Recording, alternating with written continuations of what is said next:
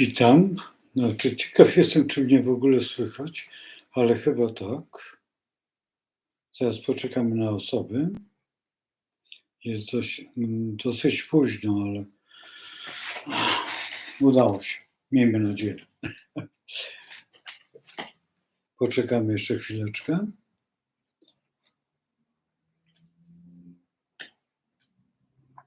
Ja tutaj już jestem. Witam.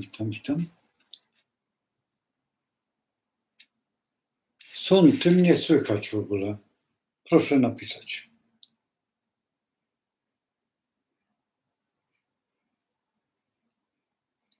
Czy jest fonia? Ja zrobię jedną rzecz. Nie zapaliłem świateł i tak trochę ciemno jest.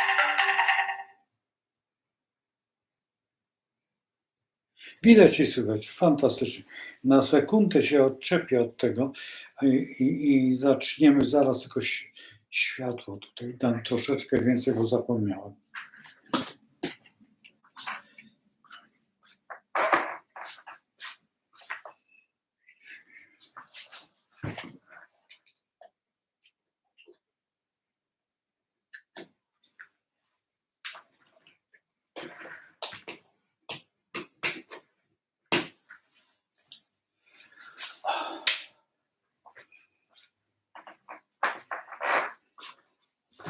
Nie wiem, czy lepiej, czy gorzej, czy też nie, ale mnie się wydaje, że jak już się podłączę. Śmiesznie to wczoraj wyszło właśnie. Nie wiem, co w świecie, w ogóle nie wiem. Może coś tam wiadomo, co się stało, ale najważniejsze, że mam nadzieję, że wszystko jest w porządku. Nie wiem sam o czym, bo nie dokończyłem czytać tej książki, bo nie umiem odpowiedzieć. Najchętniej bym chciał zobaczyć jeszcze, popatrzeć sobie, co jest w Stanach Zjednoczonych, ale zupełnie nie wiem, dlatego że od kilku godzin po prostu zajmuję się zupełnie czymś innym. Przyglądam się tutaj 6 godzin pan Cejrowski, no to ja już oglądałem to 6 godzin, ale nie wiem co teraz. Jestem ciekaw, jak będzie wyglądać tutaj. Ja nie wiem, czy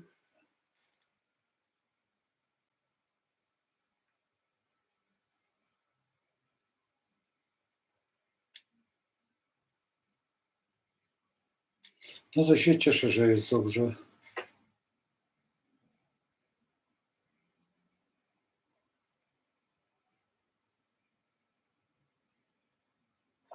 O tej książce bardzo dobre wrażenie. Jak do tej pory ja mówiłem już o tej książce, to jestem zdziwiony w ogóle tą książką, że została tak napisana, bo ja jeszcze jej nie doczytałem do końca. Ja przeczytałem chyba zaledwie tam, nie wiem, 50 stron. Ale jak do tej pory uważam, że jest to jedna z lepszych. Tylko zaznaczam, to jest dla fachowców. Dlatego, że jeżeli nie znacie kosmogramu, jeżeli nie znacie ustawienia planet i tego uzależnienia planet, bo przede wszystkim tak. Gdzie ja to mam? Tam na górze. Zaraz sięgnę. Nie chcę się rozłączyć.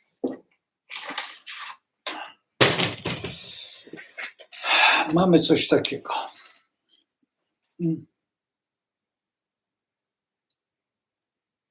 I teraz. To jest baran. Baran jest na białym. Tak? Teraz jedziemy dalej. Byk jest na ciemnym tle. Na białym są bliźnięta. Te białe, tam gdzie jest to białe, są to znaki męskie. Tutaj, gdzie są te ciemne, są to żeńskie. I ktoś tutaj mnie się pytał, czy jest uzależnienie. Ja tutaj kable odsuwam od siebie, żeby ich nie pociąć, bo jeszcze potnę. No dom wariatów, normalny dom wariatów. Ja jeszcze jedną bym sprawdził tylko.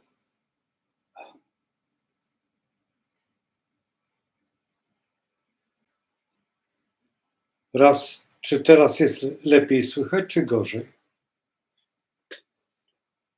Jakbym mógł, to proszę napisać, czy lepiej teraz jest, czy gorzej. Nie, chyba w ogóle fatalnie. Dobrze, tak jest lepiej. Dobrze, już widzę. Dobrze. I teraz, jeżeli mamy żeńskie i męskie znaki, to musimy brać pod uwagę, jak się zachowuje dany kosmogram. Co dają męskie, a co dają żeńskie. Męskie to są te, które idą, a żeńskie te, które ściągają. Najprościej. A inaczej, kobieta, to co przygotował mężczyzna, bierze do jaskini, gotuje, a mężczyzna musi iść na łow. I to jest ta różnica przeogromna tutaj. Jeżeli teraz, to jest podstawa, ale w tym wszystkim jeszcze są, tak widzisz, nie, tutaj, o tak. Widzisz? Tutaj są dłady. I zobacz, pierwsza dłada jest barana, druga jest, akurat tutaj jest odwrotnie, tutaj męska jest czarna, a żeńska jest biała, tutaj w dłada samca. To jest tylko graficzne przedstawienie, absolutnie nie trzyma się kupy.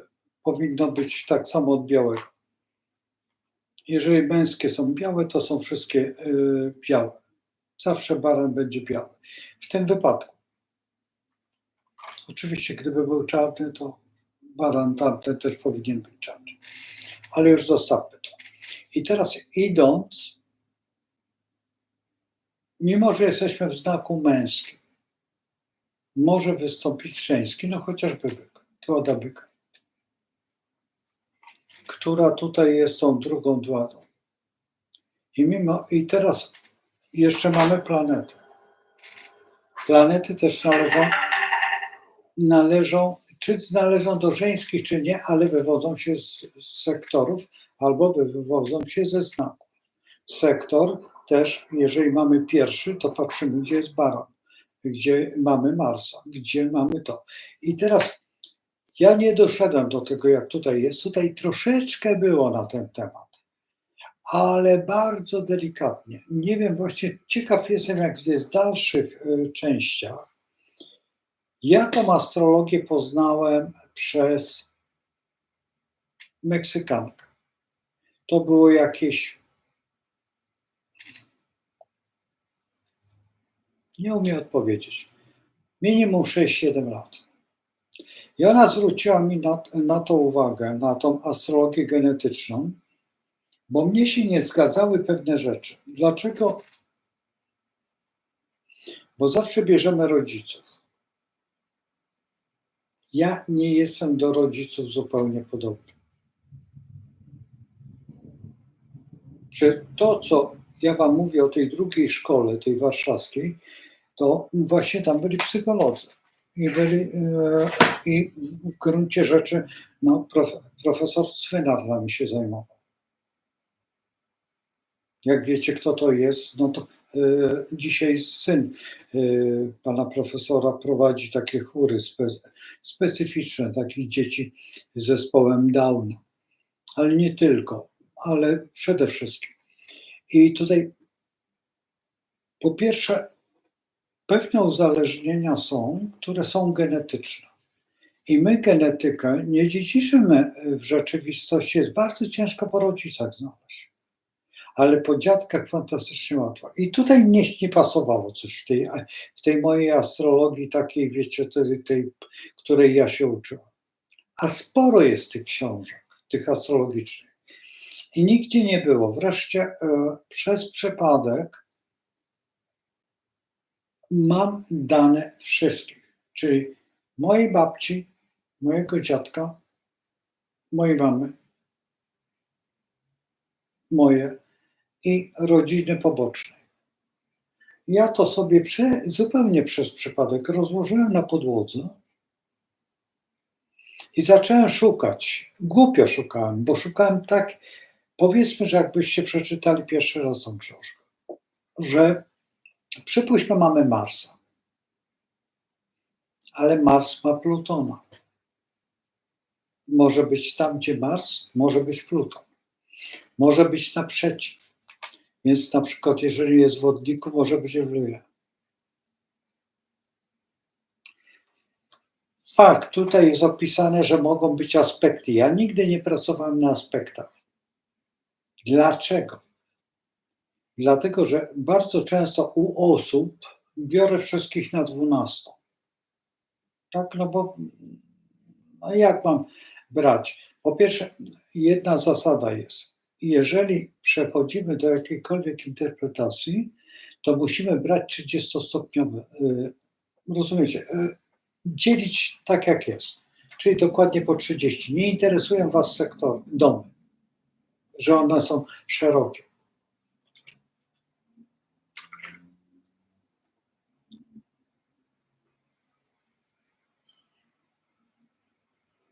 Czy to będzie dobry przykład? Nie będzie. Dobrze.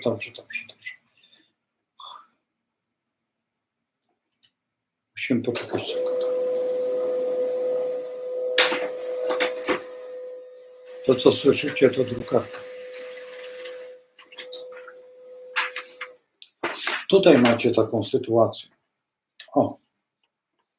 że sektor wchodzi w 2 domy, a powinno być archetypowo, po prostu w linii prostej.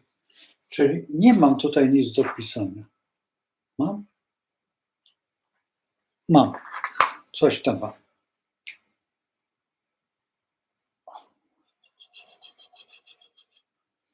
Boję się, żeby tam nic nie zepsuć. Będzie dobrze. Teraz popatrzcie. Podzieliłem na równe części. I teraz zobaczcie, że tutaj jest Słońce w 4. sektorze Raka. I jest w archetypie też 4. Akurat tak się udało. Ale gdyby się tutaj znalazło Słońce, to by było w 3. W archetypie by było w 3. Bo wszystkie domy sedy są równe. Od ascendentu oczywiście 30 stopni. Ciach, ciach i ciach. I teraz tutaj ciach, ciach i ciach. I dopiero wtedy interpretujemy. To jest kłamstwo, jak czytamy urodzeniowy, tak, ale kiedy zaczynamy działać w przestrzeni, już wtedy znikają. Wiesz, to jest trudne do zrozumienia, bo każdy się trzyma domu i każdy się trzyma sektora. Tylko zwróćcie uwagę na jedno. Bierzemy Placidusa, bierzemy Kocha, bierzemy i te wszystkie domy, łącznie z kolegą Krosińskim, też stworzył swoje sektory. I ma w pewnym sensie rację. Tak, tylko druga sprawa, że jak mamy uczyć, musimy uczyć tak, jak powinniśmy, po prostu tak, jak jest. My pracujemy wszyscy na Placidusie. Niemcy pracują na Kochu. Rosjanie pracują na Kochu. Czyli jak macie Wrońskiego, to Wroński jest na Kochu. I dlatego na przykład czasami spotkałem się z takim czymś, że mnie tak pasuje, wiesz, bo mnie jest lepiej, nie będę miała w 3, tylko będę miała w 4. Tak mówię, co w 3, a co w 4. No i się okazało, że planeta w tym momencie przechodzi jej, jak się robi wydruk w Placidusie, to ona ma w 3, a jak się przejdzie do Kocha, to ma w 4.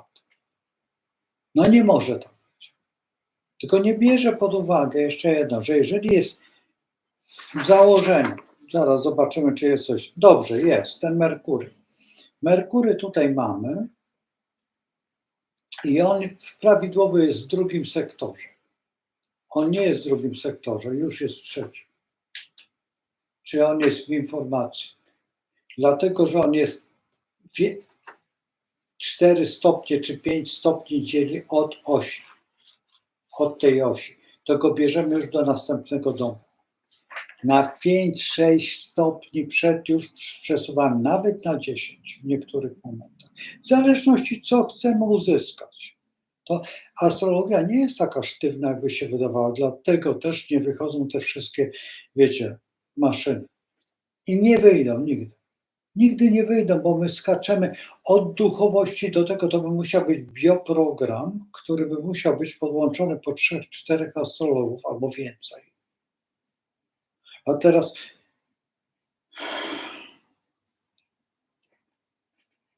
przypuśćmy w założeniu, jest nas 12 osób, 12 astrologów, siedzimy, wiecie, przy okrągłym stole.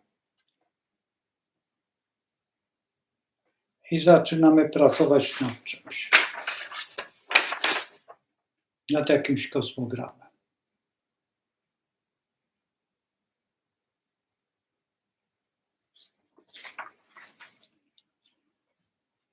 Nie uwierzylibyście, co można zrobić wtedy. Nie uwierzylibyście. Ja byłem w takiej sytuacji. Na szkole u profesora Leszka Weresa. Żeśmy oglądali Twitter, ten film. Rano w radiu usłyszeliśmy, że tutaj gdzieś pod Zgierzem tornado zwinęło stodołę facetowi. Było nas wtedy, no więcej było na sali, co żeśmy oglądali ten film. Ale tych dobrych astrologów faktycznie było nas chyba z 12. Mało tego, na tych zajęciach, to zajęcia tygodniowe, przyszli księża. Autentycznie przyszli na stołówkę. Słuchajcie, 12. I tak jak szli, to żeśmy patrzyli, ja nie wierzyłem, po prostu nie wierzyłem. Pierwszy szedł niski facet. Drugi szedł gruby jak beka. Oni szli w rzędzie. Trzeci szedł jak patyk. Słuchajcie, zgodnie z astrologią. Pierwszy baran, barany nie są wysokie. Byki są na ogół potężne, wielkie. Potem następnie bliźnięta, chudy jak patyk. Był rak z brzuchem jak, no nie był tak gruby, był nawet taki potężny, prawie równy temu bykowi. I po kolei, no naprawdę, słuchajcie, niewiarygodne. Potem jak oni już wyszli, poszliśmy na zajęcie, bo oni tam tylko przyszli chyba na obiad, żeśmy usiedli wtedy i profesor mówi, zauważyliście? A ja mówię, no tak, cały zodiak był. I się zaczęli wszyscy śmiać. Tak jest. Teraz, jeżeli jest 12 astrologów, zaczynamy o czymś mówić, to się dzieje na zewnątrz. Z tego korzystają, no jeżeli dokładnie korzysta ta grupa, która rządzi dokładnie dolarem. Amerykanie z tego korzystają. To Reagan udowodnił i Nancy Reagan udowodniła. Pokazywałem wam taką grubą książkę, ja ją schowałem już, taką grubą książkę, no to przecież ona jest na podstawie właśnie tych spotkań takich. U nas w Polsce była Maja, taka numerolog, i ona tworzyła talenty. Dużo aktorów jej zawdzięcza karierę. No można to zrobić. Jeżeli tylko w kosmogramie jest jakaś nuta, ja mam sporo takich osób na swoim sumieniu. To nie jest problem. Tylko jest problem, żeby ta osoba była grzeczna. Nazwijmy to. Nie ma nic gorszego, jak ona zadzwoni do was i wiesz, nie zdążyłam. Albo nie zdążyłem. Nie ma tak. To jest gorzej jak wojsko. Nie chce się pracować z takimi osobami. Nie ma sensu. I można zrobić wszystko, co... Tylko faktem, że nie... To jest, są pewne... Znaczy, jest pewna rzecz, że nie zrobimy z mrówki słonia, a ze słonia nie zrobimy mrówki. To jest fakt. W kosmogramie musi być to wpisane. Musi to być. Czy jest wpisane? Jest wpisane. Jeżeli się rozmawia z osobą, to czuć. Po pierwsze widzimy, czy ta osoba jest matematyczna, czy filologiczna i wtedy można rozpocząć tą walkę. Nie wiem, czy w tej książce to jest. To powinno być zaznaczone, albo w pewnym sensie, dlaczego ta książka jest tak ważna?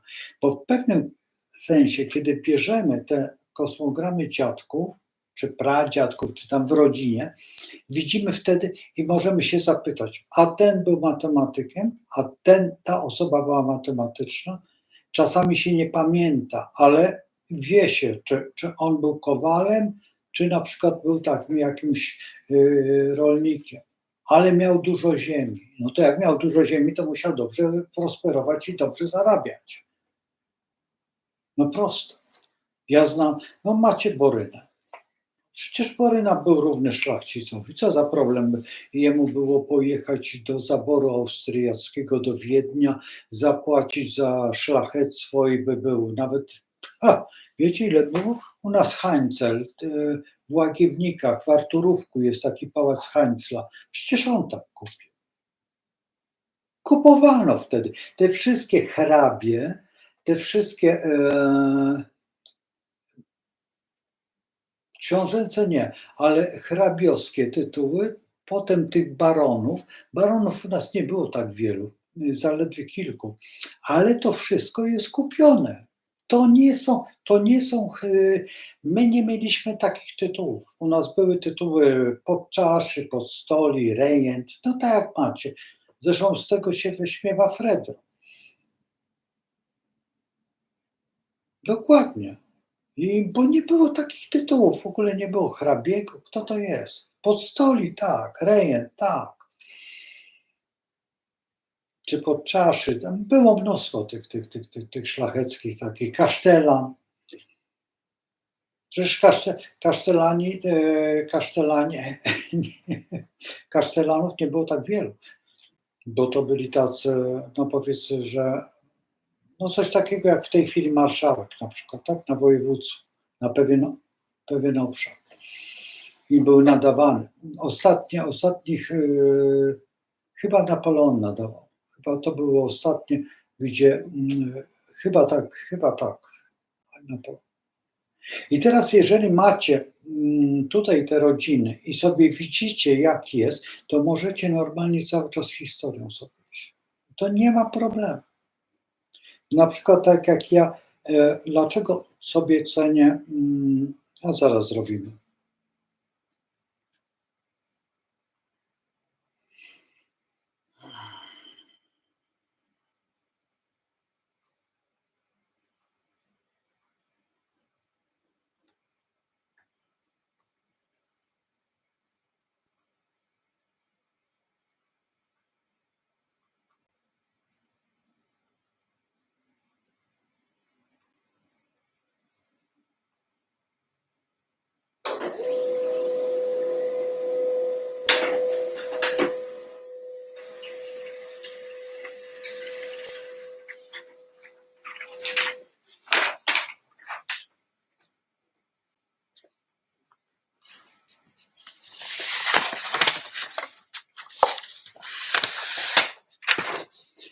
Witam, ale słuchajcie, ja przepraszam, ja mam zupełnie tam gdzieś daleko ten komputer, a tutaj na tym, co pracuję. To witam wszystkich i bardzo mi miło, że jesteście.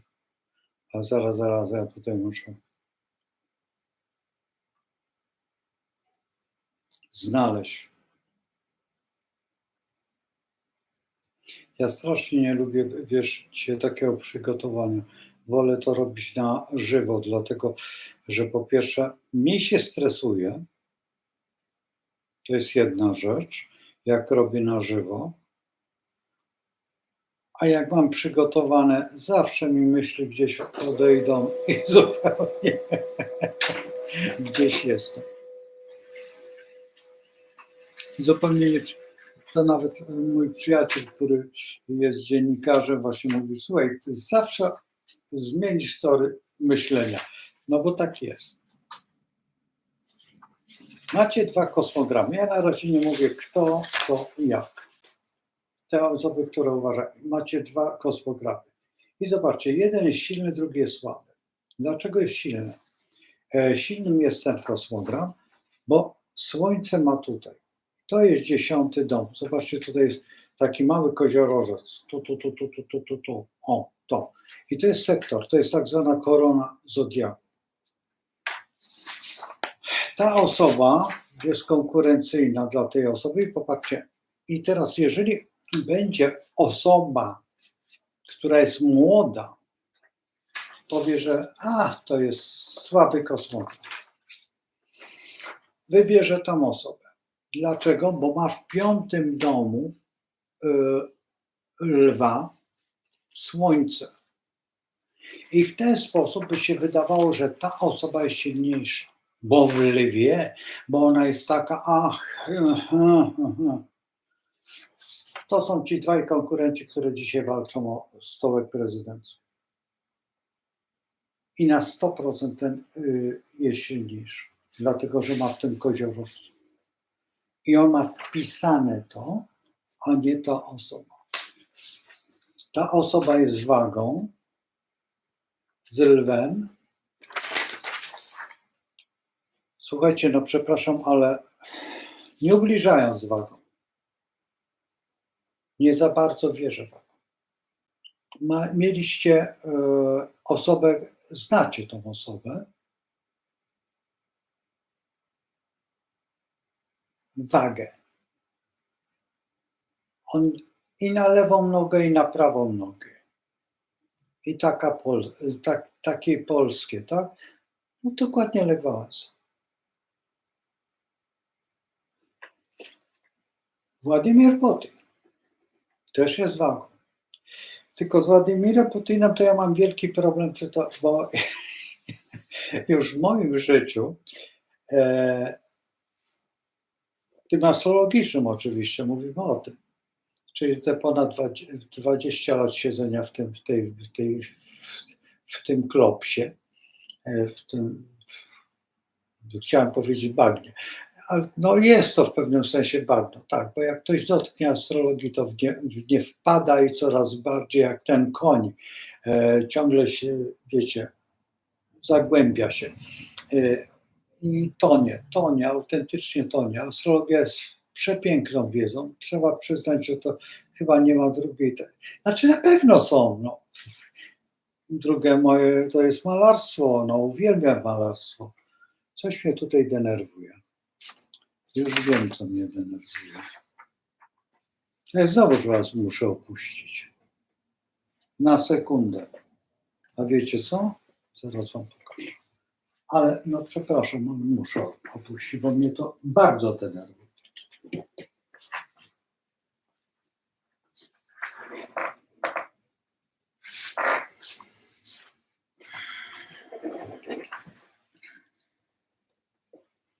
No i mnich nie ma ognia.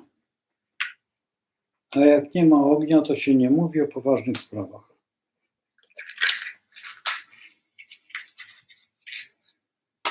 Zawsze jak robicie cokolwiek, uczycie się, czy cokolwiek robicie, takiego, gdzie trzeba myśleć, zapalajcie ogień.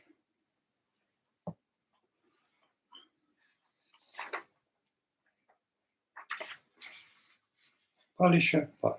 Jest. Siedzi. Okej. Wracamy do...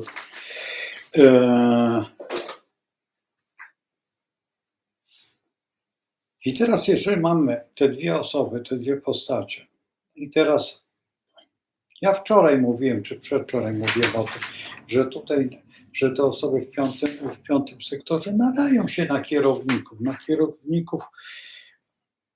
Ja jak uczę, to mówię w sklepach GS. Jak wiecie, co to jest GS? No to, tak, no, w kiosku ruchu, jakiś tam, to są ci majstrzy, kierownicy, gdzie mają jeszcze nad sobą jakiś no tam prezesów, nie prezesów, czy prezydentów. Poznałem kilku prezydentów firm. No, takim prezydentem jest w Lloydzie poznałem. I wyobraźcie sobie, że to jest Polak. No był przynajmniej. Za moich czasów, kiedy, słuchajcie, to był szok. Po prostu pojechaliśmy do Wielkiej Brytanii i coś tam załatwiałem i trzeba było do Lloyda wejść. No i właśnie tam dla mojego wujka, to poważne sprawy, to nie tam byle jakie. No i wujek mówi, weź tam do sekretariatu, zanieść tam. No ja zaniosłem, ale akurat spotkałem tego człowieka i myśmy się bardzo dobrze znali. No i się okazało, potem wujek czekał godzinę, po 2 godzinach poszedł i mówi, tutaj, mówi, przyszedł, mówi, taki młody człowiek. No, w porównaniu z wujkiem oczywiście, że młody. I zginął. No a ta pani mówi, ja nie jest u pana prezydenta. Wujek mówi, wiesz co, jak to było? No, i wtedy się okazało, że no ale były to fajne czasy. Dzisiaj na pewno ten człowiek, nie wiem czy żyje, bo już był wtedy dużo starszy ode mnie, ale myśmy się znali bardzo, wyjątkowo dobrze. Spędziliśmy razem wakacje, po prostu przez przypadek, żeśmy spędzili i to kilka lat pod rząd. I ja nie wiedziałam o tym, że on jest aż tak. I to Polak, słuchajcie, autentycznie Polak. Polacy, słuchajcie, nawet sobie nie wyobrażacie, jakie Polacy mają stanowiska w świecie. Jakie firmy prowadzą. Słuchajcie, chyba że wiecie, macie takie układy, ale czasami po prostu człowieka aż duma rozpiera, że to są Polacy albo Polki. Polki są fantastyczne na Zachodzie. To nawet sobie, przecież nie pamiętam którego z książąt, adiutant króla jest, on ma Polkę żonę. Nie pamiętam jak on się nazywa, książę jest. No, dziewczyna wyszła i to jest Polka. Królowa chyba Holandii czy Belgii jest Polką. Tego jest naprawdę mamy, tylko nie potrafimy z tego korzystać. Najlepszy magnetofon, to co zawsze mówię, najlepszy magnetofon kudelski w Szwajcarii. Patek, Longines, te wszystkie zegarki, to są wszystko Polacy, to są polscy oficerowie. To są firmy polskie. A nawet sobie nie wyobrażacie, ile jest Polaków w Dolinie Krzemowej. Przecież ta cała Dolina Krzemowa to wyłącznie Polacy na początku.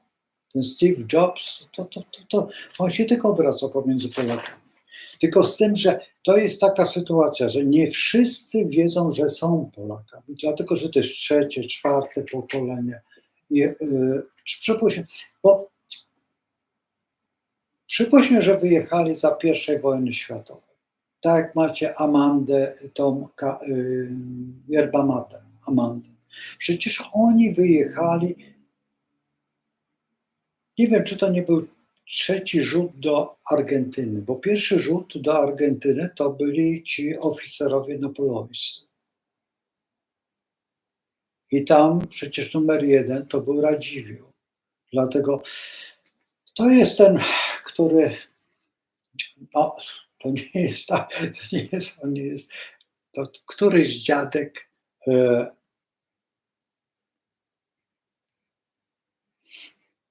Jacqueline Kennedy miała siostrę i ona była właśnie Radziwiłł. No i on z tych Radziwiłłów pochodzi. To są ci Radziwiłłowie, którzy są z Argentyny. To są niesamowicie bogaci ludzie. Według takiego rankingu to jest najbogatsza rodzina na świecie. Nie ma, to mówi się o Anglii, o tym, o tamtym. Nie. Bo zawsze mówią, że królowa Anglii kobietą najbogatszą, tak. A mówimy o Steve Jobsie, czy tam kimkolwiek, czy teraz tym Leonie Musku, że to jest bardzo bogaty człowiek. To są bogaci ludzie, to prawda, ale oni dopóki nie zbiorą jakiegoś terenu, jakiegoś prywatnego, takiego trwałego interesu, jakieś kilka tysięcy hektarów, czy tam tak Radziwiłłowie mają. Przecież prawie połowa Argentyny jest w rękach ich. To są ogromne tereny, to są ogromne przedsiębiorstwa, więc to nie jest tak jakby, to trzeba mieć po prostu, no, trzeba mieć tą ziemię, trzeba mieć te dobra, to wszystko to jest tak. To troszeczkę źle jest to robione, bo to jest robione przez giełdę. Gdyby masą towarową, co z tego, że ktoś ma na przykład w założeniu w Warszawie 3 mieszkania i mówimy, że on jest 3 mieszkania ma, to już jest bardzo bogaty. No nie za bardzo. Chyba że zarabia na tych mieszkaniach. To już jest coś. Ale w dzisiejszych czasach się nie zarabia na mieszkaniach. W dzisiejszych czasach bardziej się zarabia, jak się ma firmę internetową i w niej tam robi się w tej sztucznej inteligencji i tam się zarabia jakieś to tam są większe pieniądze. I faktycznie zarabia się. Tylko w pewnym momencie można stracić, tak jak był ten moment, nie wiem czy pamiętacie, wszyscy szli na bankowość. No, a dzisiaj ci bankowcy nie mają co robić. No i po co? Wtedy ja właśnie doradzałem po raz pierwszy, to był ten moment, kiedy ja już stawałem przed człowiekiem i on mówi, że na bankowości jest. I ja mówię, to pan studiuje długopis. Jak panu się trafi, będzie pan tylko podpisywał, no to okej. Ale jak będzie pan, za chwilę będzie pan w okienku jakimś podpisywał. Ale co pan opowiada, my to, tamto, o 10, no i kim jest? Dzwonił parę lat, parę lat my się już znamy, chyba kilka miesięcy temu dzwonił, gdzieś tak około lipca, że mu bank zlikwidowali tam. I co on ma robić? No co ma robić? Jeżeli on ma wykształcenie jakiekolwiek, jeszcze ma jakąś plastykę umysłu, no to doktoryzować się, tak? Robić wyższe wykształcenie, żeby wyżej. Też można by było powiedzieć, że ci, którzy mają wyższe wykształcenie, bardzo ciężko pracę znaleźć. No nie zupełnie, nie potrzeba się chwalić. Ale w korporacjach na przykład, no ceni się te osoby, które mają jakieś wyższe wykształcenie i kształcą się zgodnie z korporacją. Więc wcisnąć się w takie coś można wystartować. To jest niebezpieczeństwo, bo korporacje też zmieniają i wyrzucają, ale w pewnych momentach można gdzieś tam się znaleźć, odnaleźć się. To jest ryzykowne, ale trzeba mieć zaplecze. W dzisiejszych czasach dobrze mieć 3-4 fachy. Być ekonomistą, oprócz tego być, przypuśćmy, muzykiem i jeszcze oprócz tego na przykład studiować jakąś manualną sprawę, na przykład jakieś masaże czy coś takiego, czyli fizykoterapię. I znam takie osoby. Miałem takiego ucznia, miał dokładnie 5 fakultetów. Jak rozpocząłem mówić o 5 fakultetach, to dziewczyny siedziały, przyglądały się, a on tak siedział, no tak, tak. No było najbliżej. A to nie, to po prostu tak było, że miałem okazję, to skończyłem. Pierwszy raz taką dziewczynę spotkałem, przepiękna dziewczyna, przyszła do mnie, z polecenia też. I usiadłem. Dobrze, że z tyłu na kartce napisałam, jakie studia ona powinna mieć. Wybrałem 5 kierunków plus 6, 3 języki wybrałem studia tutaj w szkole filmowej, wybrałem jeszcze 3 języki, ekonomię, tak, szkołę filmową, tylko nie napisałem co, tylko filmówka napisałem, a nie szkoła teatralna, o tak, i 3 języki i coś jeszcze. Okazało się, że tak, ma pełną ekonomię skończoną, ma pełne magisterium z niemieckiego, pełne magisterium z francuskiego i pełne magisterium z angielskiego. I produkcję na szkole filmowej. No i wybrałem jeszcze zarządzanie zasobami ludzkimi. I ona była w trakcie tych zasobów ludzkich i mówię, najmądrzej by było, jakby pani jeszcze zrobiła psychologię. I tam było wypisane dokładnie. I ona nie miała tylko tej psychologii, ale wybierała się. Ja mówię, słuchaj dziewczyno, wyglądasz rewelacyjnie. Jak patrząc się na lata, jak ty zmieściłaś to latami? A mówię, proste. Na drugim roku już zaczęłam następny kierunek. Czyli jednocześnie chodziła na 2 kierunki. Jak zrobiła ekonomię, pełną ekonomię skończyła, to poszła na tą produkcję filmową, która też jest w gruncie rzeczy ekonomią, tylko w filmie. I jest to bardzo według mnie mądre, dlatego że ja właśnie ciekaw jestem, czy w tej książce jest to pokazane, właśnie czy są zakodowane, bo tego się nauczyłem w takiej książeczce Merkury, planeta pieniędzy, taka cieniutka. 2 książki wyszły z tej, nie ma trzeciej. Nie pamiętam, jak ta druga miała, ale jest taka książeczka. I tam było pokazane, jak Merkury zachowuje się. I tam można było odkryć jedną rzecz, bo to jest beznadziejna książka. Słuchajcie, naprawdę ta książka, jak macie możliwość ją kupienia za tam 15 zł czy 30, do 50, to ok. Zresztą ta kosztowała chyba 30, jeżeli dobrze pamiętam, jak mówiłem, tutaj już gdzieś tutaj ten rachunek powinien być.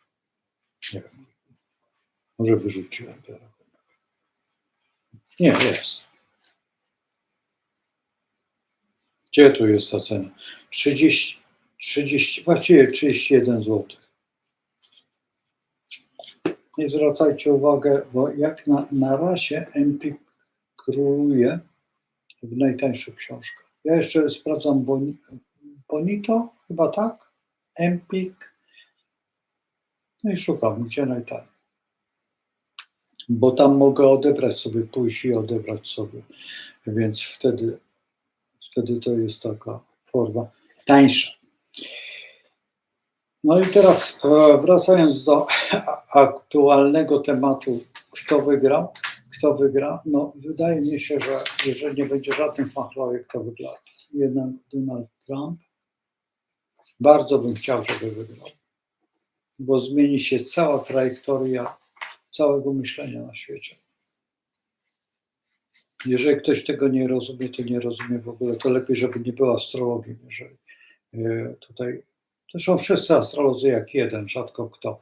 My mamy pewne kłopoty, tak, za zeszłym razem, jak Biden się pokazał, były kłopoty.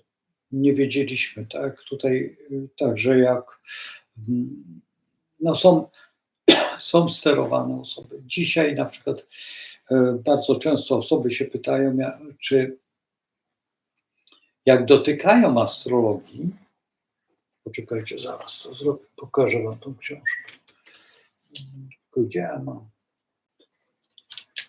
Najbardziej narozrabiał ten człowiek. No macie, no. Upadła mi książeczka. Dobrze, że się nic nie stało. To nic nie ma, ale upadła. Nieważne. Coś tutaj jest niewygodnie. To jest tam. Cykle planet i to jest pan Włodzimierz Suchomski. Narozrabiał strasznie, dlatego że tak, tom pierwszy, nie ma drugiego tomu, gdzieś znikł. Ja schowam już tą książkę, bo potem będę miał bałagan.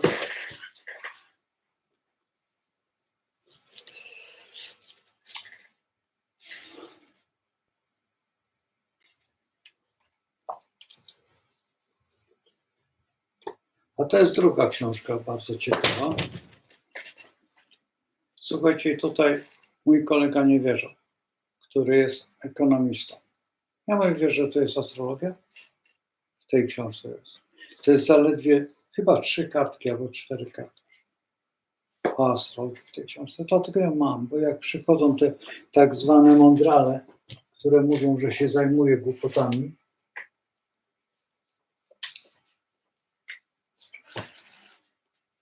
to wtedy wyjmuję tę książkę. A tutaj jest cała seria uniwersytetów, książek z uniwersytetu. Także jeżeli ktoś mi mówi, że nie, no pierwsza w Europie, ja mówię tej nowej, to powstała w Paryżu, na Sorbonie. Katedra, ale historii astrologii. Skończyła ta dziewczyna, która, nie pamiętam jak on się nazywa, prezydent Francji. Nie ten Macron, tylko jeszcze wcześniej. To jakieś tak 15 lat temu, nie pamiętam kto był wtedy. Jak on się nazywał. To ona jemu wyznaczyła, że jakoś tak w tłumie on przechodził i ona powiedziała, pan będzie prezydentem Francji. I on to zapamiętał. I potem był na rozdaniu dyplomów, no bo tam we Francji to jest takie zwyczajowe, nie wiem, czy on też kończył Sorbonę, czy jak to. I on rozpoznał i podszedł do niej. I ona się stała wielką astrolog, ale w gruncie rzeczy ona była wróżką, nie nic z astrologią, ale że powstał ten kierunek i ona ukończyła ten kierunek tej historii astrologii. I zdaje się, że miał powstać na Uniwersytecie Jagiellońskim. Taka katedra, do mnie kiedyś dzwoniła dziewczyna i oj, to było, ojejku, strasznie dawno. I prosiła mnie właśnie o pewne dane. No ale ja wtedy byłem takim bardzo młodym astrologiem, to wysłałem tą osobę tak. Przede wszystkim do profesora Leszka Weresa, jeszcze wtedy nie profesora, doktora. Potem wysłałem ją, Boże, jak ten człowiek się nazywał, bo ona była z Krakowa. On był reżyserem teatralnym. I do niego, nie pamiętam jak on się nazywał, bym musiał spojrzeć w stare czasopisma. To była druga osoba. Do Leona Zawadzkiego wysłałem. No Leon Zawadzki to, no, jeżeli patrzymy, to profesor Leszek Weres i Leon Zawadzki na tym samym poziomie. To są dwie osoby na tym samym poziomie. Potem następnie jeszcze do kogoś wysłałem, tylko do kogo?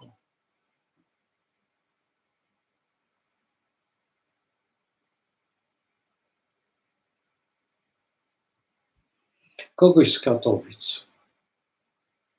To była osoba niezupełnie związana z astrologią, tylko z tymi naukami takimi dziwnymi, ale dużo wiedział o astrologii. Bo jest mnóstwo takich osób, które no wróżek przede wszystkim zajmują się, znaczy około astrologii, bo w gruncie rzeczy nie jest to dobre, dlatego że tak albo zajmujemy się tylko astrologią, albo zajmujemy się czymś innym, no jakimś innym układem, a w rzeczywistości nie powinniśmy tak robić, że tak tutaj trochę, czy tak te szkoły powstały ezoteryczne i tak. Tu chirologia, tutaj tam jakieś wahadełko, tam jeszcze radiestezja jakaś, czy tam jeszcze, no radiestezja to wahadełko oczywiście, czy tam jeszcze jakaś inna dziedzina i to wszystkiego, i to jest bardzo źle. Lepiej jednak, to co ja stwierdzam, że lepiej, żeby była szkoła, kiedy jest wódz, kiedy jest, idę na tego człowieka i on ma wykłady. Ja używam wahadełka bardzo rzadko. Właśnie nie mogę znaleźć tego wahadełka, któremu wierzę, bo to wahadełko i chciałem tutaj właśnie sprawdzić, kto wygra, ale to wahadełko kłamie, ewidentnie kłamie. A nie mogę znaleźć tego wahadełka, nie wiem, gdzieś wsadziłem, nie wiem, bo ja mam ciągle tu bałagan, dlatego że to buduje to wszystko. No.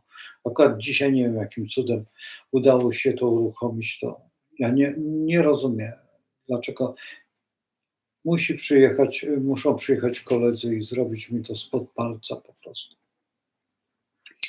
I tak to wygląda. Także to jest jedna rzecz. Druga rzecz, że tutaj, jeżeli patrzymy na kosmogramy, to pamiętajcie o tym, że jak mamy tą linię taką myślową, tak, że na przykład tak jak tutaj jest u pana Donalda, tak, tutaj są te 3 planety.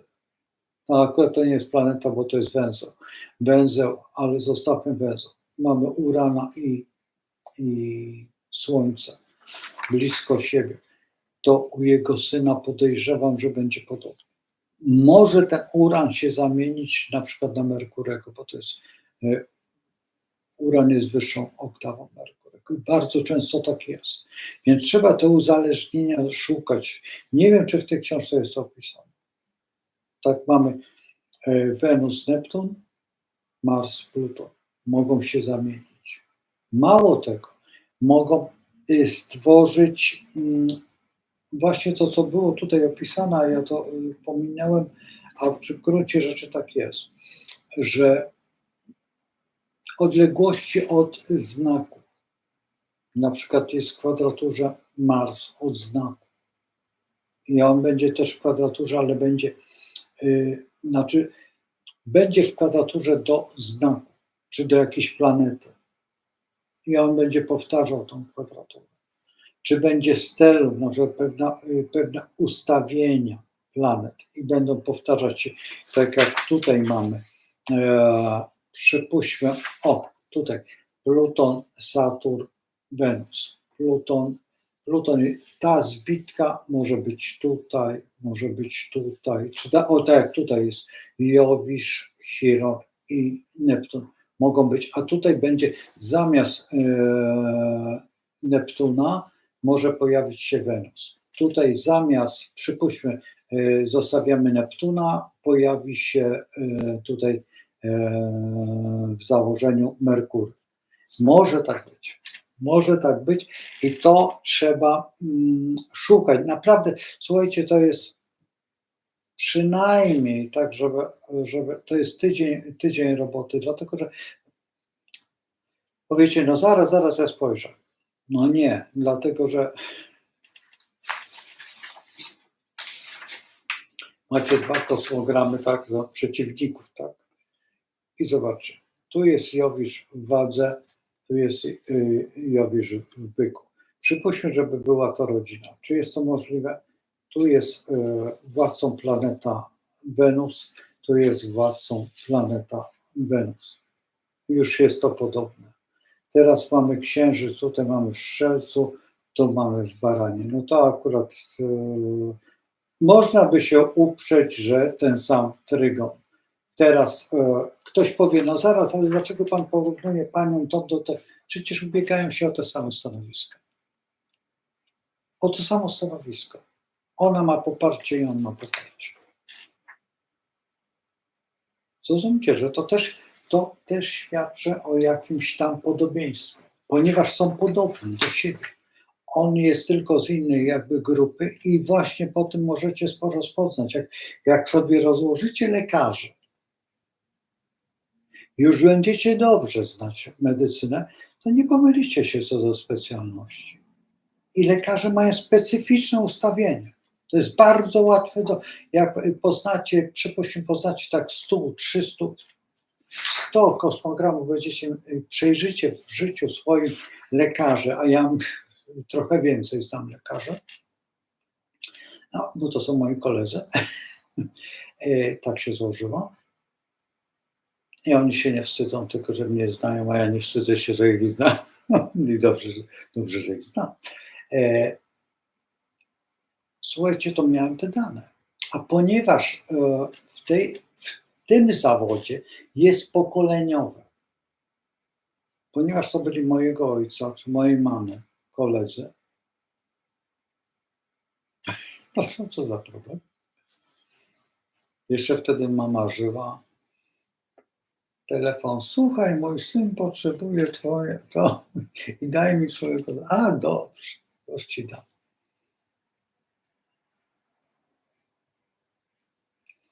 I całą armię miał.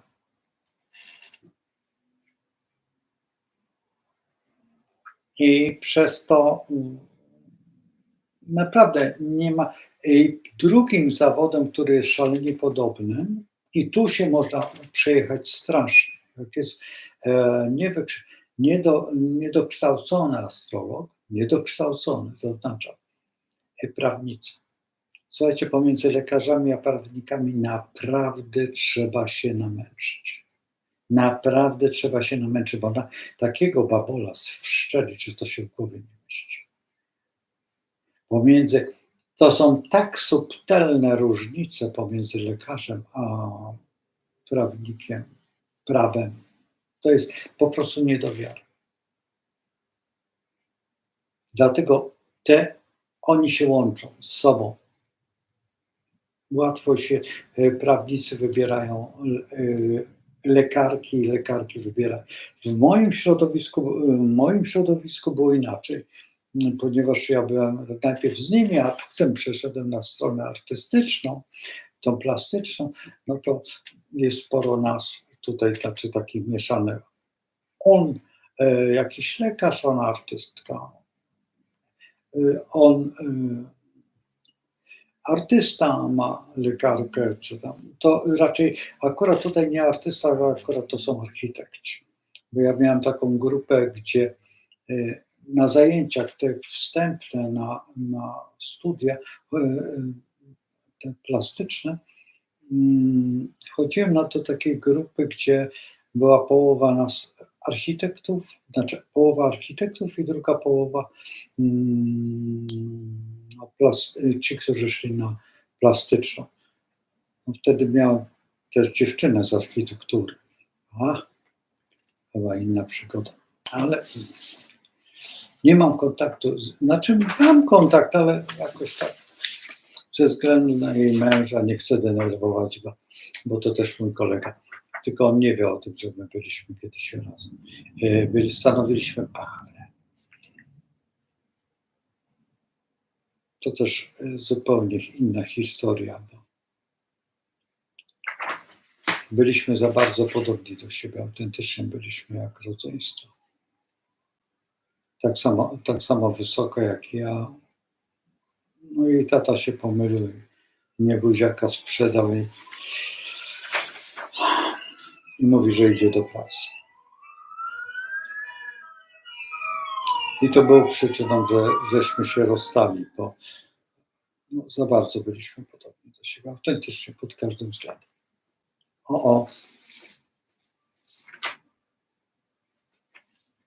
A to ciekawe.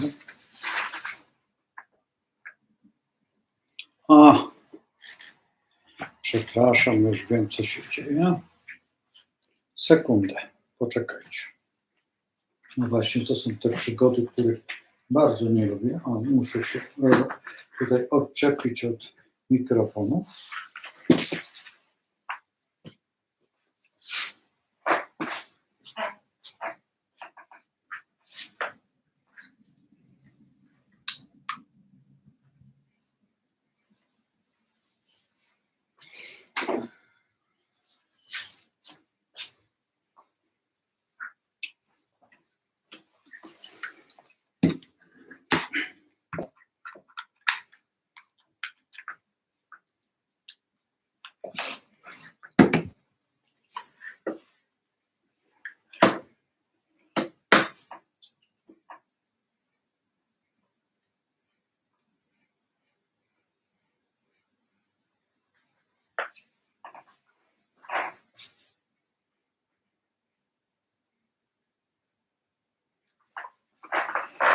No i już jest.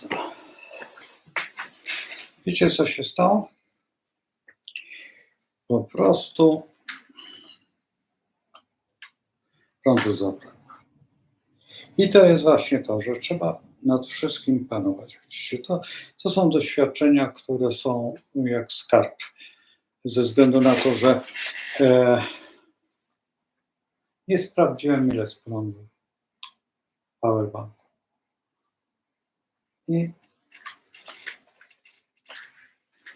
I teraz muszę podłączyć powerbank.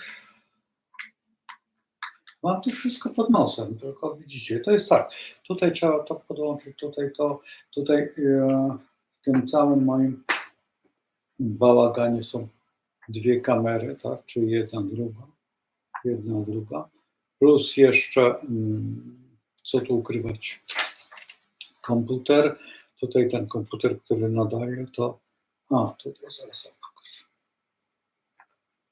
Tutaj jeszcze mam skaner. Tu jest monitor, ale to jest taki monitor bardzo poważny. To nie jest tak, że ja sobie puszczam.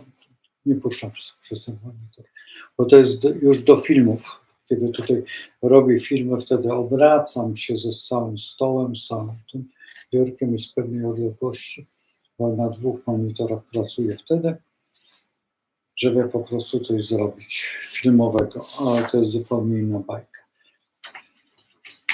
Dobrze. Więc tutaj mamy i tutaj nawet popatrzmy sobie jeszcze na jedną rzecz, która daje podobieństwo. Teraz zobacz, tutaj jest Jowisz w 12,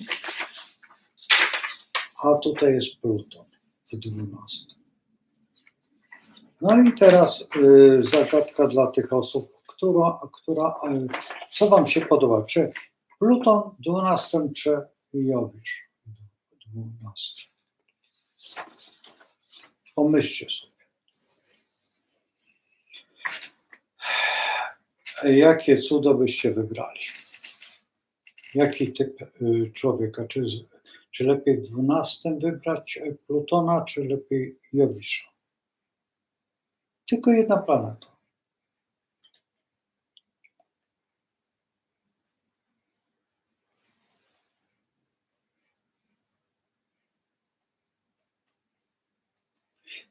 Słuchaj, jeżeli tutaj, bo tutaj przeczytałem akurat, czy będę odbierał na żywo, oczywiście, że tak, ale jeszcze to musi potrwać, dlatego, że widzisz, no widzisz, co się dzieje. Kilka sekund i nagle nie ma obrazu, nie ma czegoś, nie ma, to musi być wszystko zrobione perfekcyjnie. Ja nie mogę sobie pozwolić na takie coś, że coś będzie nie tak, że będą jakieś zachwiania, jakiekolwiek działania. Nie mogę. Także słuchajcie, to nie ma tak, że tutaj będzie. Ja do tego dążę i wiesz, dążę do tego, żeby to były 2-godzinne bloki. I teraz będę dążył do 4 godzin dziennie. Więcej nie wyrobię po prostu. I 2 godziny, te 2 godziny poświęcimy na przykład astrologii, a drugie 2 godziny na przykład poświęcimy komuś, X-owi. I teraz co, nie będzie taka astrologia, jaka astrologia, tylko na przykład przypuśćmy, będę siedział razem z jakąś panią, która zajmuje się psychologią, na przykład jakąś specyficzną, przypuśćmy psychologię z dziećmi autystycznymi. I teraz ja będę szukał w kosmogramie tego, mało że tego autyzmu, to wyjścia z tego autyzmu, co z tego dziecka można wyciągnąć, wiesz, jakie kierunki, bo przecież to robiłem. Potem następnie będziemy szukać na przykład z lekarza, tak? No i lekarz jakiejś specjalności. Przypuśćmy, że to będzie ortopeda i będzie mówił na przykład o haluksach, czy tam jakiś, na pewno jest tego, tak, czy stawach biodrowych, i teraz, kiedy wybrać operację, kiedy pójść do lekarza pierwszy raz, czy jak podjąć, kiedy, teraz ktoś powie, no tak, ale wie pan, przepraszam, ale pierwszy raz to nie będzie pierwszy raz. Tak, można zrobić pierwszy raz, zawsze, bo jeżeli idziesz do tego lekarza, to jesteś pierwszy raz. Zgoda? Albo masz dane, kiedy byłeś pierwszy raz. Warto skorzystać z kosmogramu. Oczywiście, że to jest śmieszne, że mam 360 dni, tak, no bo 360 dni jest i mam, ile razy mogę iść do lekarza. No. W rzeczywistości, w dobrych kosmogramach, można iść 6 razy, a w zwykłych kosmogramach można iść tylko 4 razy. Od czego to jest uzależnione? Muszę zobaczyć kosmogram. Mało tego, kiedy przyjmujesz tabletki, te pierwsze, to nie jest tak, że ty sobie przyjmujesz tabletki, kiedy chcesz. Jest amplituda, tak? Plus, minus, tak? Góra, dół, jak mamy oś. No i trzeba wybrać w te najlepsze momenty. Jak ktoś zna biorytm, no to oczywiście, że wybierze. Jeżeli nie, no to was robi, też można wybrać. To jest jedna rzecz. Kiedy wybrać operację, też. No to są lekarze. Teraz dziecko, kiedy idzie do szkoły, kiedy rozpoczynają się pierwsze korepetycje, czy kiedykolwiek, te pierwsze rzeczy, pierwszy raz na basen, pierwszy na to warto to zawsze skorygować i tworzyć. No. Bo to jest bardzo ważne. Zwróćcie uwagę na jedną rzecz. Idziecie do szkoły. Jeden rok był fantastyczny, a drugi rok do kitu. Zupełnie. U mnie tak było kilka razy. Ja w jednej ze szkół, bo chodziłem do 3 liceów, około tak się stało. I w tym ostatnim liceum chodziłem do bardzo dziwnej. Właśnie dlatego przeniosłem się do tej szkoły, że pozwolono dopasować mnie program do mojej tej drugiej szkoły w Warszawie. Ja miałem czas. Mogłem zrezygnować z tych zajęć. To przede wszystkim tam fizyka, chemia. No, nauczyciele się zgodzili, że ja nie będę w szkole, bo w tamtych szkołach absolutnie to nie było, że ja nie byłem na lekcji, od razu mnie pytano i wiecie, no bardzo różnie to było, bardzo specyficznie. No takie złośliwe to było czasami, bardzo złośliwe. Zresztą z tym złośliwym człowiekiem kiedyś usiądziemy sobie, tak porozmawiamy, bo on potem był w jednej szkole, był dyrektorem, potem przeszedł do innej szkoły, za karę przeszedł i został tam i trafił przez przypadek zupełnie na przyszłego mojego kolegę i ta mama po prostu się tak zdenerwowała, że go pozbawiła tego dyrektorstwa. Ja przeniosłem go, a on, ponieważ, no co tu ukrywać, w Warszawie tam no, za dużo w nas zainwestowano, żeby mogli jacyś bałaganiarze, nauczyciele tutaj z Łodzi podskakiwać. No więc to była tylko ta rzecz, która, no, przypuśćmy, mnie chroniła. Nie. Ale taka była sytuacja przy maturze, że po prostu ja się poskarżyłem w Warszawie, że boję się o pewne rzeczy, więc 3 z aniołów stróży przyjechało na moją maturę. Śmiesznie wyglądała, bo dyrektorka podeszła do mnie, coś ty narobił, bo oni powiedzieli, chyba nic, bo ja mówię, nie wierzę niektórym nauczycielom. A najbardziej nie wierzyłem właśnie w pani historyczce, która przyszła w tym pierwszym liceum. Zrobiła mi taką awanturę, że to się w głowie nie mieści. Przed samą maturą próbną. To się po prostu nie mieści w ogóle w jakichkolwiek ramach szkolnych. Jakichkolwiek. Ja też będę o tym opowiadał. Więc dlaczego mówię o tym? Bo to jest Pluton. Pluton robi takie historie. Pluton naprawdę daje takie. I ten człowiek przeżył takie traumy. Przeżył. On się śmieje, ale naprawdę wiele upadków, wiele dziwnych rzeczy. Ja go rozumiem świetnie.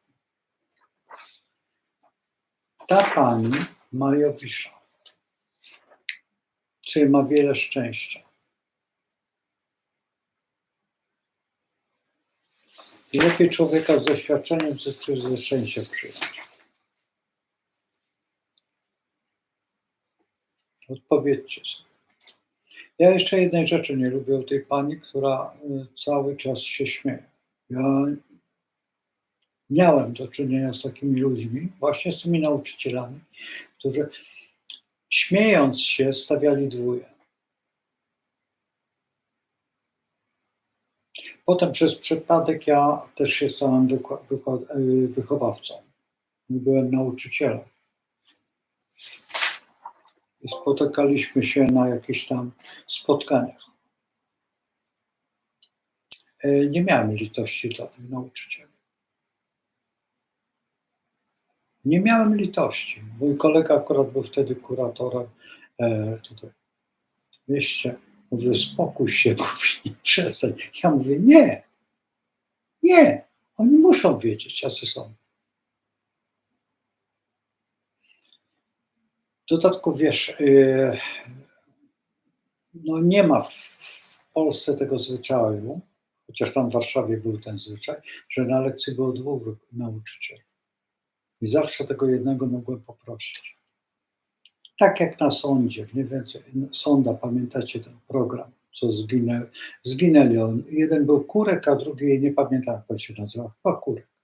I sonda dla mnie to dała, że właśnie tutaj, jak tutaj, czy będzie na żywo, właśnie ja potrzebuję tej drugiej osoby, żeby można było konfrontować. Nie ja, bo ja nie na wszystkim się znam. Ja się znam doskonale na astrologii, ale na medycynie nie. A kiedy siedzi koło mnie lekarz i rozmawiamy tylko na te tematy, przypuśćmy jakiegoś gastrologa, czy tam jeszcze jakiegoś innego lekarza, okulistę, czy na przykład założę laryngologa, możemy na te tematy rozmawiać, bo to widać w kosmografii. To ortopedię też widać. I wtedy te osoby, które są zainteresowane tym tematem, mogą dzwonić, możemy rozmawiać. Czy mam na przykład kolegę, mam nadzieję, że się zgodzi na to, który jest matematykiem i będziemy rozmawiać o matematyce. A przecież, co tu ukrywać, od astrologii do matematyki to jest dosłownie tak. Większość astrologów to przecież matematycy. Newton chociażby. I co najciekawsze, że GPT, czyli są sztuczną inteligencją. Zaczęliśmy rozmawiać o Newtonie i on zaczął o Newtonie bajki jakieś opowiadać. A ja mówię, tak? To jakiś jesteś niedouczony. Przecież Newton świetnie znał astrologię. No i tam gdzieś chyba wygrzebał, zaczął myśleć o GPT. Podało dane, ale to jest właśnie zachwycające, że GPT mówi to, co my chcemy. I to mnie zirytowało. W pewnym momencie tutaj ja któregoś dnia usiądę i tutaj będę rozmawiał wiecie, z tą sztuczną inteligencją, bo zrobiłem to, już oglądaliście, na pewno te osoby oglądały, ale ja bym chciał teraz na żywo zrobić taki program, bo to jest proste, tylko ja byłem tak szokowany wtedy i nie zrobiłem do końca, bo ten film trwał chyba 6 godzin, tak jak te filmy, słuchajcie, te filmy, które teraz robię, teraz robię tą transmisję, to dopiero około 17 się zakończy jakby procedura tego filmu. I nie wiem, ile trwa ten film, a już widzę godzina 13 minut. No więc jeżeli będzie to godzina 13 minut, to podejrzewam, że do 17 się będzie renderować. Także mógł cokolwiek zrobić. To jest horror, to jest po prostu horror. Ja w dodatku tutaj nie mogę wpisać jeszcze pewnych sytuacji, jak opisać to. To, co opisujecie, to jest ze starego chyba jakiegoś tam dziwnej rzeczy. Także tak to wygląda. Także tutaj jeżeli wolałbym, żeby zawsze ktoś koło mnie był. Ktoś i mówimy na temat, o jednym temacie. Na przykład chociażby dzieci, które są kształcone, jak poprowadzić, na przykład chociażby dzieci kształcone muzycznie. Ja się na tym nie znam. Ja tylko widzę muzykę. Ja widzę muzyka bardzo łatwo rozpoznać, czy w ogóle talenty bardzo łatwo rozpoznać. Na przykład to jest fantastyczne, że można sobie w każdym wieku odkryć w tym kosmogramie talent. Teraz mam taką panią, która jest poza Polską. I ona wraca do swojego zawodu. A jest to zawód mody. Projektuje modę. I kiedy ją skonfrontowałem z moją przyjaciółką, która jest plastyczką i projektantką, to mówi, fantastyczna kobieta, mówi fantastyczne rzeczy. To są, i mówi najważniejsze, że to potrafi zrobić. Bo łatwo jest narysować, łatwo jest opowiedzieć o czymś, bardzo łatwo jest to, ale zrealizować jest szalenie trudno. A ona umie zrealizować. To jest najważniejsze. I ma ku temu doświadczenie. To jest bardzo ważne. Co z tego? Ja też robiłem, ale dobrze, że ja miałem na swoich zajęciach akurat krój, że mogłem się nauczyć i miałem sąsiadkę, która była modelarzem odzieży, modelowania, no robiła wykroje, krótko mówiąc. Ona była modelarz, chyba tak to się nazywa. I całe szczęście, że ja miałem. To ona mi poprawiała. Ale też błędy czasami były. I słuchajcie, ja potem przecież tam konkretnie, no, jak byłem w Rosji, przecież zajmowałem się tym, między innymi też, właśnie tam chciałem szwalnię otworzyć i robiłem różne rzeczy, właśnie w odzieży, projektowałem, robiłem te szablony, to wszystko robiłem. To były bardzo śmieszne rzeczy, bo niektóre szablony wyglądały koszmarnie, dlatego że, nie wiem, czy pamiętacie ten materiał, taki surówka, jego się gotowało i trzeba było z takiej formy ogromnej, on nagle kurczył się, tak, wiecie, szyło się takie dziwne coś, takiego prawie spodnie to czasami były bardzo śmiesznie wyglądały i trzeba było wiedzieć, w którą stronę one się kurczą, to wszystko wyliczyć i no to tutaj wyjątkowo zajęcia matematyczne mnie się przydały i geometria, fantastycznie. Zresztą to robiłem i to no, bardzo dziwnie robiłem. Czasami pamiętam, jak zrobiłem takie coś, to przyszedł taki inżynier i mówi, dlaczego ty pracujesz na skali? Pracowałem na suwaku logarytmicznym, bo było mi dużo łatwiej. Więc w życiu czasami jak coś się robi, to nie. Ja nigdy nie byłem matematykiem, dlatego że matematyków nie miałem dobrych w szkole, autentycznie. Ale miałem fantastycznych korepetytorów i fantastycznych ludzi właśnie w Warszawie. Tylko z tym, że oni nie byli matematykami, co byli osobami, które uwrażliwiały nas matematycznie. Na przykład przypuśćmy, robiło się model jakiejś rzeźby i trzeba było wyliczyć statykę tej rzeźby, żeby ona nas nie zatłukła, po prostu nie przewróciła się na nas. Ona była na przykład pod kątem. Trzeba było tą statykę wyliczyć, zrobić to wszystko i udowodnić to matematycznie. A to była, przypuśćmy, bryła jakaś tam postawiona i to dużo mnie dało, bo myśmy wtedy naprawdę siedzieliśmy i wyobraźcie sobie, że plastyk, który był akurat ten, który nas uczył, był po architekturze i po rzeźbie. Kończył, profesor Dunikowskiego kończył rzeźbę, ale był architektem.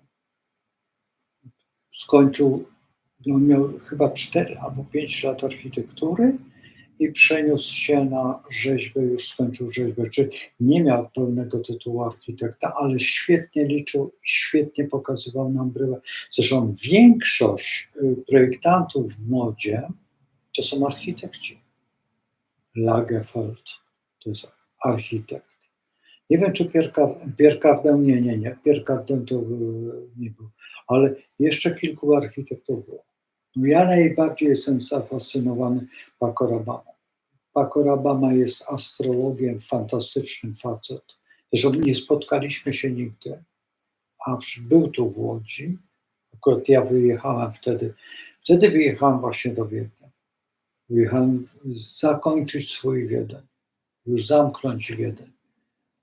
I bardzo żałuję, że nie, ale miejmy nadzieję, że jeżeli tylko będzie jeszcze funkcjonował Pakorabama, to na pewno do niego pojadę, dlatego że no tutaj mam takie dziwne układy, że mogę tak się znaleźć. I wtedy bardzo bym chciał porozmawiać o modzie w astrologii, znaczy tego jego podejścia do astrologii. Że on napisał taką książkę 2000 rok. Nie mam tej książki akurat. Muszę ją znaleźć gdzieś w archiwum jakimś, gdzieś tam na jakiejś wyprzedaży jakimś tam. Bo tej książki akurat nie mam. Mam sporo książek zupełnie takich około astrologicznych. Takim tworem astrologii był Warhol. Ja przecież na temat Warhola miałem ten wykład w PSIE, czyli w tym Polskim Stowarzyszeniu Astrologów, na tym zjeździe ogromnym. Właśnie przede wszystkim o Warholu tam się oparłem, o Warhola, to był podstawą mojego wykładu. Bo to był jedyny właściwy kosmogram, który był bardzo dokładny. To on zrobił. I to jego prowadziła taka dziewczyna astrolog, ona żyje jeszcze do tej pory, ona już ma sporo lat i fantastycznie go wypromowała. Przecież on sobie z tych Czech przyjechał, ten Warhol, to on się Warhol nazywał, tam po angielsku zrobił się Warhol, no i dostał się do telewizji, dostał się tam jako projektant, no i zaczął tak robić karierę niesamowitą. Przecież on w sumie właściwie nic wielkiego nie zrobił. Tak w rzeczywistości, on tylko wprowadził tą sztukę, to sztuka była wtedy bardzo dziwna, bo wtedy Duchamp, Pollock i ci wszyscy, które ja Pollocka uwielbiam przecież. Tutaj mam obraz taki, który jest według Pollocka zrobiony. I zamierzam jeszcze takie kilka obrazów zrobić, ale ogromnych, dużych tutaj. Musi przyjść czas. No i muszą przyjść pieniądze, bo to są drogie obrazy. To są ogromne obrazy, takie 2,5 metra na 2 metry. To są potężne obrazy. To nie da się takiego malutkiego zrobić, ale te obrazy robią wrażenie. Ten tęcz nie jest duży, ale robi wrażenie. Czasami niektórzy się przyglądają. Jeszcze jak słońce pada, to wrażenie robi obraz. I tutaj naprawdę lansować można. Astrologia jest po to, żeby właśnie pokazać człowiekowi pewien kierunek jego życia, wyciągnąć z niego, jak ten komornik, jak ten Doberman, tak? Ścisnąć i jeszcze kropelkę wycisnąć. Ten, który hodował Doberman. Nie był astrologiem. Ale nie wiem, może był komornik, ale nie, a był kynologiem. Wyhodował tego psa Dobermana. No, psy to jest następne moje hobby, które jakoś nie mam w tej chwili. Mam tą czarną moją suczkę, ale ona jest w domku, teraz sobie siedzi tam. No, dzisiaj nie wiem, czy ja tam pojadę, tutaj zostaję w pracowni, bo mam za dużo pracy, przez cały tydzień nie byłem tam. Ale tam ma się kto opiekować, córa się opiekuje, także niech się opiekuje. Czarną harcicą. Słuchajcie, ja będę uciekał, bo już jest 1,5 godziny, tutaj wam zatrułem głowę.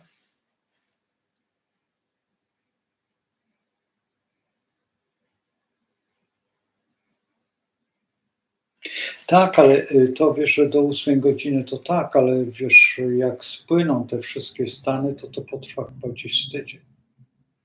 To nie jest tak. Ja jestem ciekaw, co było w tych stanach, wiesz, tych najbardziej. Oglądałem niektóre programy co do Polonii. Ja w ogóle się dziwię Polakom tam, tylko tak. Ci Polacy, którzy nabroili tutaj, bo przyszli z Czerwoną Armią. Wiecie, ci tacy mało Polacy, oni wszyscy wyjechali tam. Wszyscy jak jeden. Część z nich potem dokoptowywała, no bo tam byli koledzy, czerwonoarmiści. I potem doszlifowali jeszcze jedno. Tam w Stanach Zjednoczonych jest taka sytuacja, że oni się gromadzili wokół pewnych grup takich. Te grupy nic nie znaczyły jeszcze w latach 60.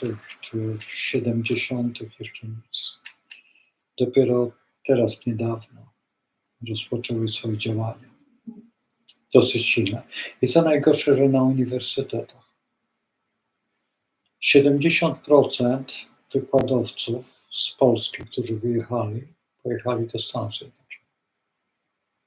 Macie tego noblistę, który tam znalazł się, a nie dostał ten drugi, który był dużo lepszy od niego, Nagrody Nobla. Wiecie, o kogo chodzi, z filologii. Ale jeszcze w innych dziedzinach też dostawali. W dodatku całe Puławy, ten Instytut Rolnictwa też wyjechał, właściwie cały, rzadko kto został. Większość lekarzy wyjechała w pewnym momencie. Był taki moment w latach 60. bardzo dużo lekarzy wyjechało. I stworzyli zupełnie prawników, bardzo dużo wyjechało. Potem wyjechała prawie spora część kultury wyjechała. Między innymi z mojej rodziny wyjechało bardzo dużo osób wtedy. Właśnie do Wiednia, do Niemiec. Uciekało się z tego kraju. No ale to wyjeżdżali ci, którzy mieli wiedzę, tak? Ale za tym też szła ta pseudowiedza. Ci, którzy tam, jak przyszedł ten okres takiego, gdzie właśnie pan, który mur przeskakiwał, no to wtedy już zaczęto nagminnie uciekać, ponieważ się bano, że przyjdzie tutaj coś, no i będą musieli odpowiadać. No i tego pana z leśniczówki tutaj tam, wiecie, ten co tam błazeria odrywał i wszystko. I nie tylko cała ta gromada wyjechała tam. No ale tam także mieszkała na przykład w pewnym momencie córka pana Stalina. Też tam przecież była w bazie amerykańskiej Marines. Przecież tam mieszkała. I nie tylko tacy. Właśnie tam byli większość takich. Teraz zwróćcie uwagę na jeszcze jedno, że Tito, potem ta grupa taka najważniejsza, to wszyscy oni skończyli Sorbonę. Fidel Castro, Tito, to są koledzy. I oni stworzyli tą i potem tą pewną grupę tam się znalazła. Także to nie jest tak, że to są osoby, które... Jak ktoś czytał Komu bije dzwon i zna tego człowieka, który dostał także Nagrodę Nobla i widzi jak się obracał i z kim, kogo znał i kto z kim i dlaczego, no to będzie wiedział. To nie jest tak, że to pomaga w tym momencie astrologia, dlatego że rozszerza horyzonty.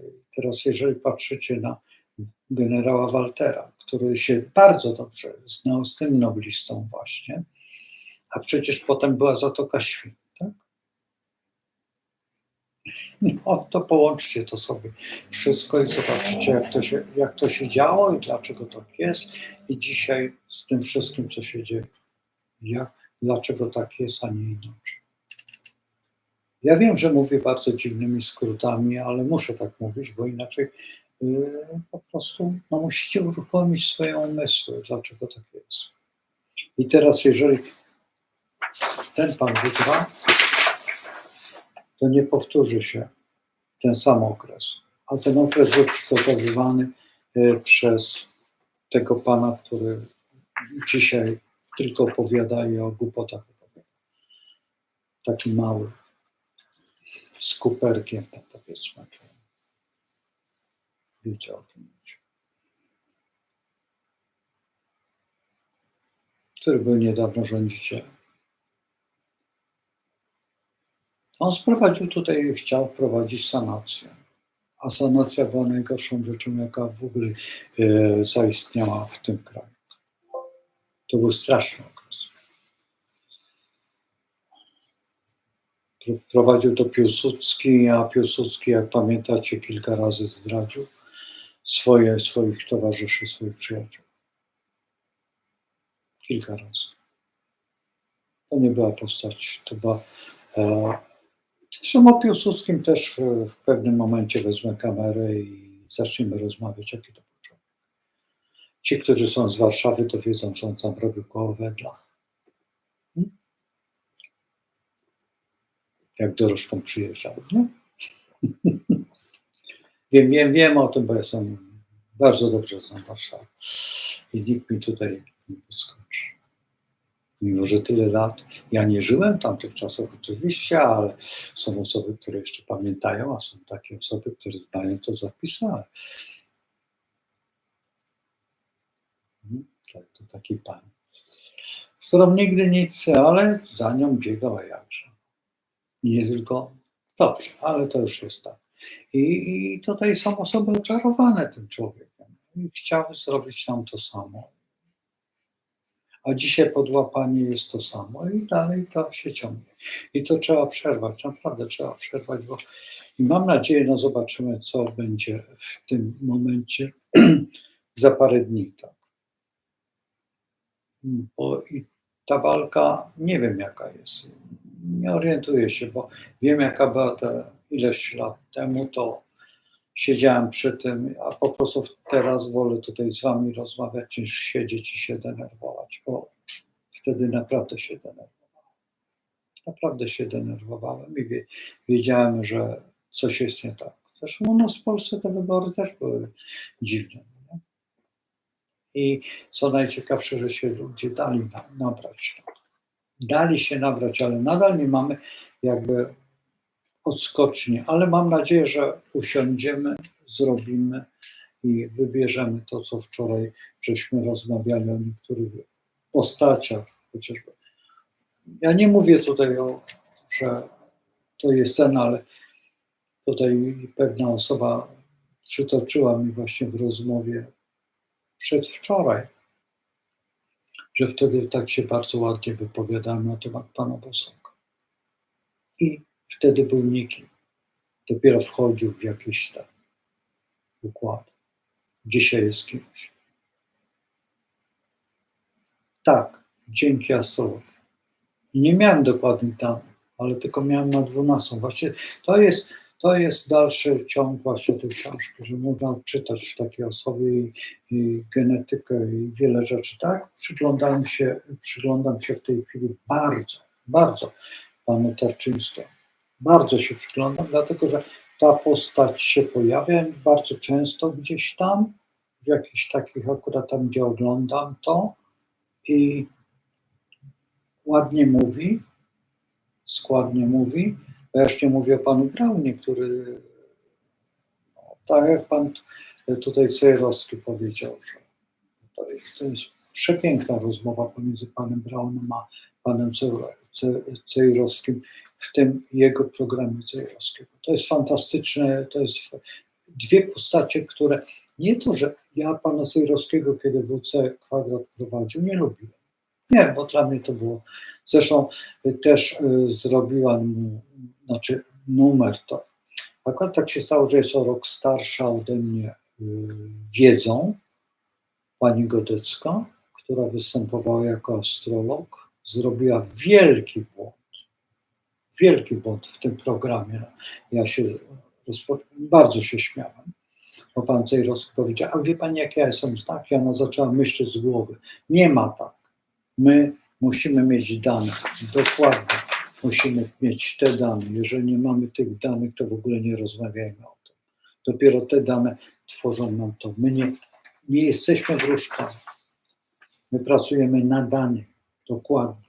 To, co powiedział prezes Związku Astrologów, kiedyś jeszcze w programie pani Dziedzic, że astrologia, nie wiem, czy większość nie będzie pamiętać, że to cesarzowa telewizji polskiej, jeszcze czarno-białego ekranu. Wspaniała zresztą kobieta, którą bardzo sobie cenię. Tamte czasy w telewizji sobie bardzo cenię. Najbardziej sobie cenię pana Małcurzyńskiego, który prowadził dziennik. To była klasa. Zresztą kto tam nie był klasą? Starsi panowie dwaj, dopiero było coś. To były piękne czasy. No i Jacek i Agatka, te dwie pacjentki. No nie? To było to, co myśmy tym żyli. I dzięki temu jesteśmy tacy, jacy jesteśmy, bo to budowało naszą wyobraźnię, plastykę dłoni. Zresztą to jest temat rzeka. No i tutaj właśnie wybierając te pewne osoby, trzeba przyznać, że trzeba się uzbroić w tą cierpliwość i zobaczymy, może wrócimy do tej telewizji takiej prawdziwej. Dzisiaj TVN jest na sprzedaż. Ma kupić, mówi się o tej Czeszce. To jest lipa numer 1.